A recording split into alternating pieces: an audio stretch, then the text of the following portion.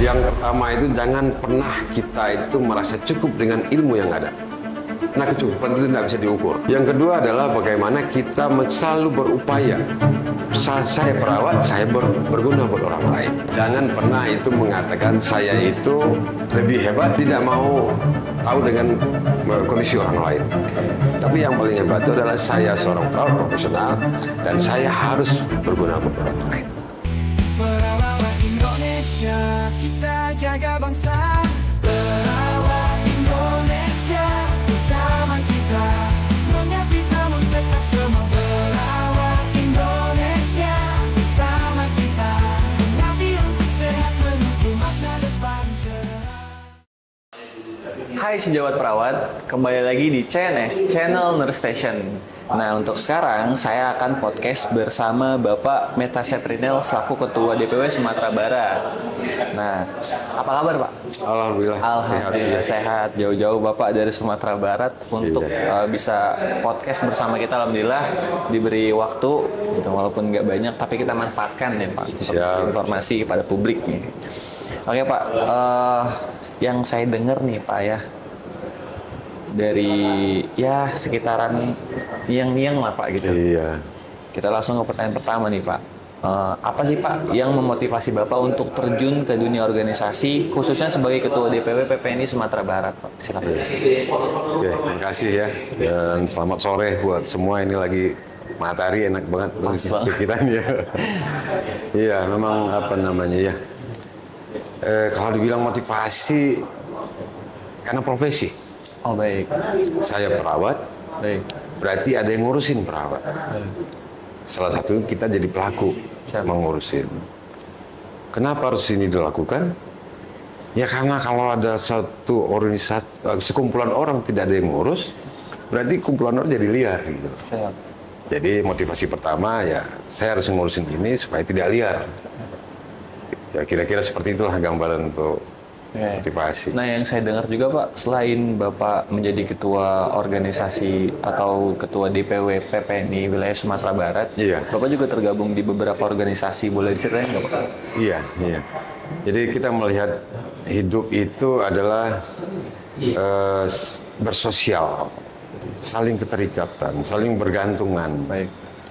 Dan memang saya itu dari kecil tuh suka berkumpul. Baik. Sehingga tidak hanya organisasi perawat saya urusin, saya juga ngurus ada beberapa organisasi tentang olahraga, pendidikan, kayak komite sekolah gitu ya, entertainment. Hidup itu juga harus punya gairah. Gitu. Kita tergabung di entertainment dan kehidupan di organisasi sosial, kemasyarakatan. Kalau di kita itu ada namanya lembaga pemberdayaan masyarakat. Olahraga sih suka olahraga, apalagi olahraga otak. Dan kebetulan saya juga salah satu wasit nasional untuk olahraga bridge namanya. Oke. Olahraga itu kartu. Iya. Yang itu melatih otak, bisa nalarnya lebih bagus. Dan sehingga itu berguna buat orang lain. Ya. Karena kehidupan itu adalah saling bergantungan. Saya kira itu. Oke. Nah, terkait lagi nih Pak, balik ke topik mengenai Bapak sebagai Ketua DPW PPNI Sumatera Barat nih Pak. Iya. Apa sih Pak visi dan misi utama Bapak selama memimpin DPW PPNI Sumatera Barat? Iya. Oke. Kita harus tahu semua bahwasanya PPNI itu adalah organisasi yang berbadan hukum. Berbadan hukum itu adalah pusat. Nah, sekarang sampai ke wilayah provinsi. Saya sebagai Ketua PPNI Provinsi Sumatera Barat, itu sebetulnya perwakilan dari PPNI Pusat yang sudah memiliki 3 visi.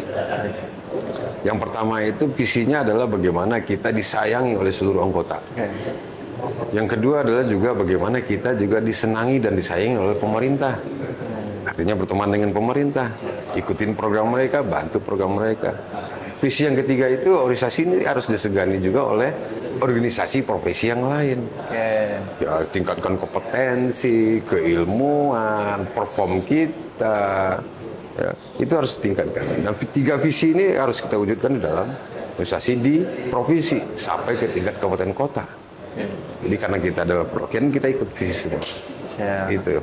Nah, kalau tantangan terbesar yang Bapak hadapi nih Pak dalam mengelola organisasi sebesar PPNI di tingkat provinsi nih Pak, apa Pak? tantangan yang paling besar itu sebetulnya dari internal. Oke. Pasti kan ada cerita seru nih. Ya, jadi internal itu tidak semua memiliki pandangan yang sama tentang organisasi. Biasanya yang mengurus itu selalu dilihat oleh yang kita urus. Kalau di suatu sisi dia tidak memberikan keuntungan, pengurus ini tidak bagus, tidak becus, gitu ya. Jadi tantangan. Bagi sementara kawan-kawan yang punya kepentingan dan mendapatkan manfaat, dia mengatakan organisasi ini bagus. Di tantangan terbesar itu adalah bagaimana kita menyamakan persepsi untuk seluruh perawat yang ada. Itu tantangan. Kalau tantangan eksternal sih nggak terlalu banyak sebenarnya. Nah Pak, next nih. Boleh nggak Pak di-sharing nih ke teman-teman sejawat perawat, mungkin mereka ada yang belum tahu dan ingin tahu gitu Pak ya, mengenai program-program unggulan PPNI Sumatera Barat yang saat ini sedang berjalan ya Pak? Iya. Kalau program unggulan saat ini yang sedang berjalan di PPNI Provinsi Sumatera Barat, bagaimana meningkatkan kualitas, kompetensi dan keilmuan. Ya, itu melalui yang kita sudah namanya Pusbang Diklat. Ya, ada Pusat Pendidikan dan Pelatihan untuk mengangkat ya kompetensi dan keilmuan dari teman-teman itu sendiri. Itu program yang kita lakukan sekarang.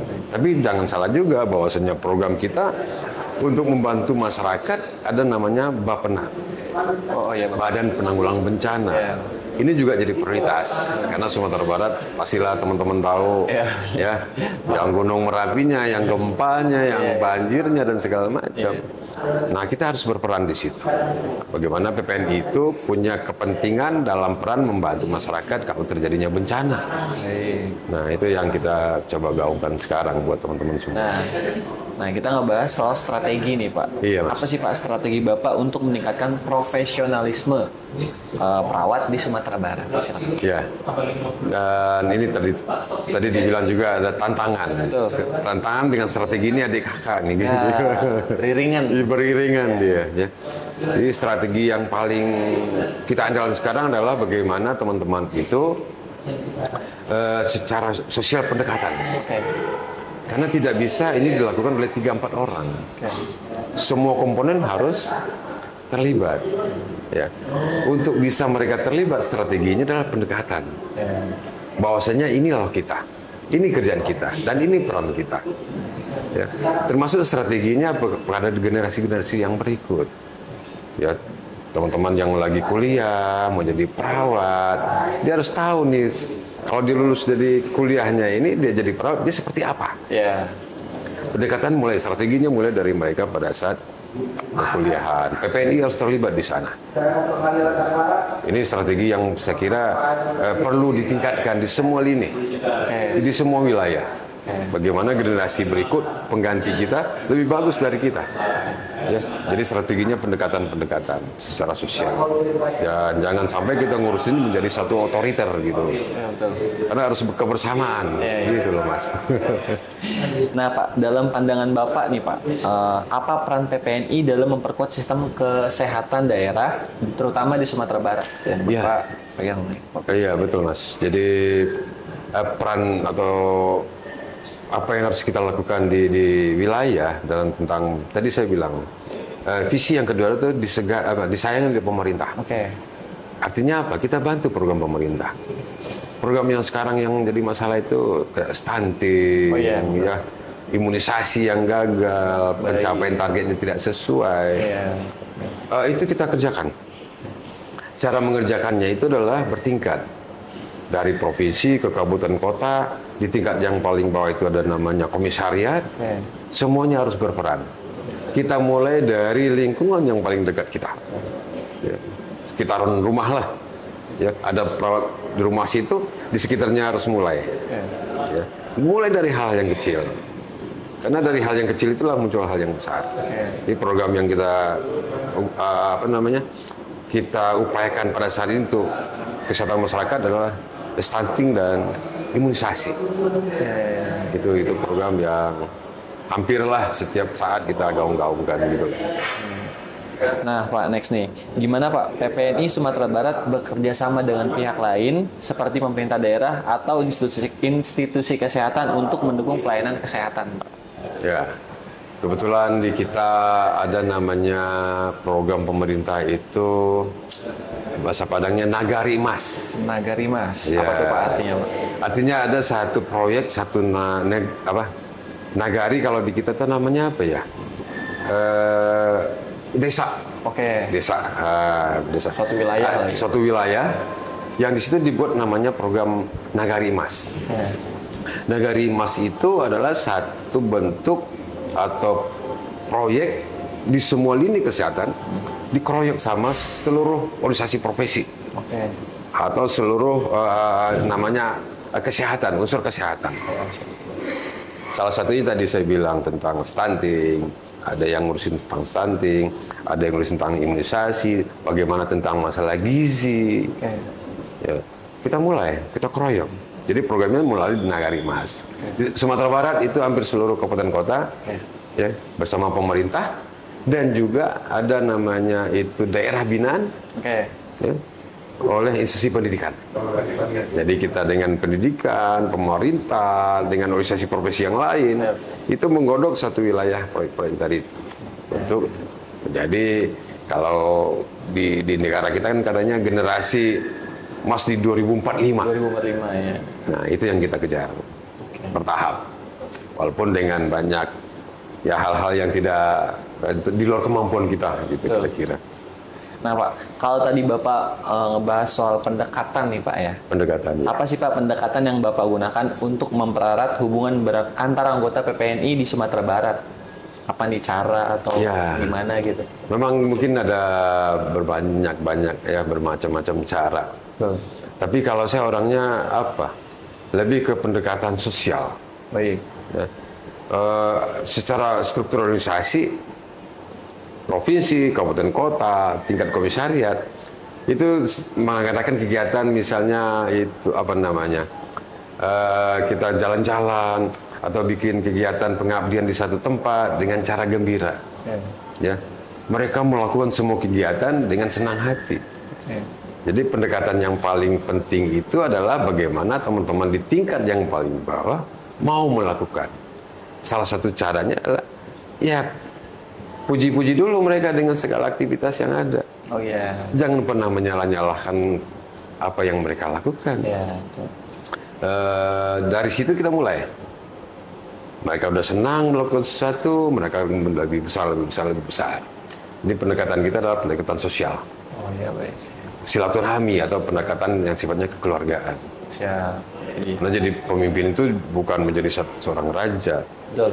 Jadi dia mengatur semua orang bisa bekerja gitu loh. Betul. Nah Pak, bagaimana DPW PPNI Sumatera Barat bekerja sama dengan pemerintah, rumah sakit atau organisasi lain untuk memperkuat sektor kesehatan di daerah? Ya, tadi sama. Khususnya Sumatera Barat nih. Sumatera Barat. Tadi saya ulang lagi bahwasanya Sumatera Barat pada tahun sekarang sejak 2023 sudah mengagungkan itu namanya Nagari Emas. Nagari Emas. Dan di situ semua sektor kumpul. Jadi artinya semacam kegiatan yang dikeroyok oleh pemerintah, rumah sakit di sekitar ataupun pelayanan kesehatan masyarakat seperti puskesmas dan juga organisasi profesi yang lain termasuk kita PPNI ya.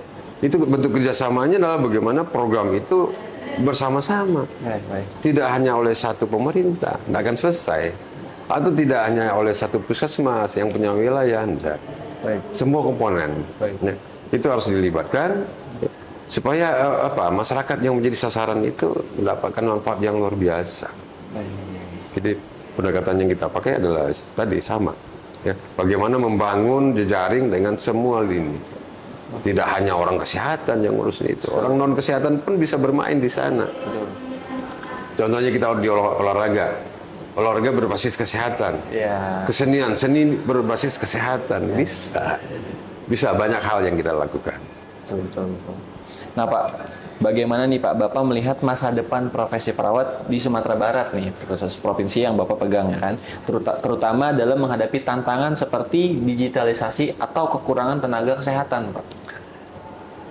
Kalau masa depan saya kira hampir sama kita ya di seluruh Indonesia, tidak hanya di Sumatera Barat. Ya.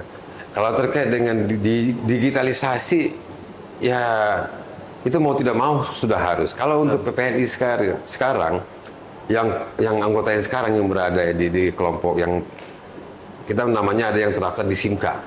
Secara otomatis teman-teman itu sebetulnya sudah melakukan apa? Digitalisasi. Baik. Karena semuanya berbasis online.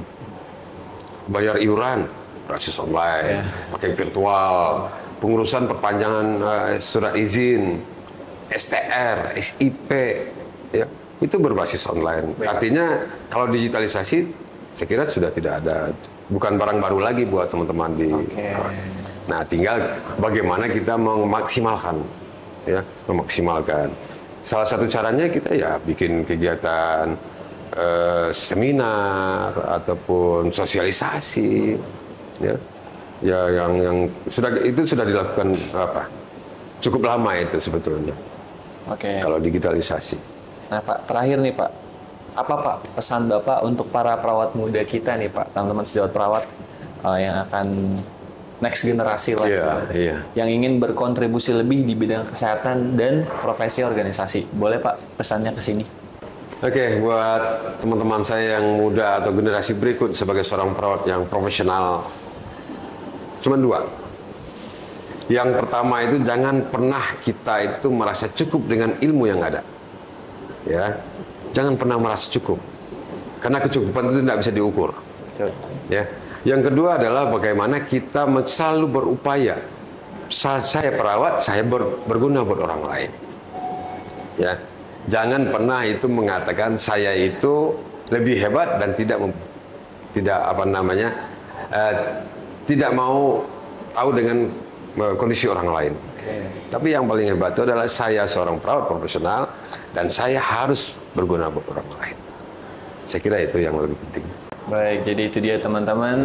Sebelum kita closing, saya ingin sedikit menginformasikan untuk teman-teman semua, kalau PPNIP sudah ada di Play Store. Kalian bisa langsung download aplikasinya, karena PPNIP ini adalah satu aplikasi untuk membayar semua tagihan nih Pak.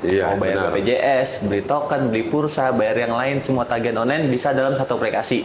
Namanya PPNIP. Untuk link pendownloadannya ada di deskripsi di bawah sini. Oke, itu cukup. Terima kasih banyak Pak. Terima kasih. Ya. Terima kasih Bapak. Terima kasih banyak. Assalamualaikum warahmatullahi wabarakatuh. Dadah sejawat. Terima kasih. Assalamualaikum.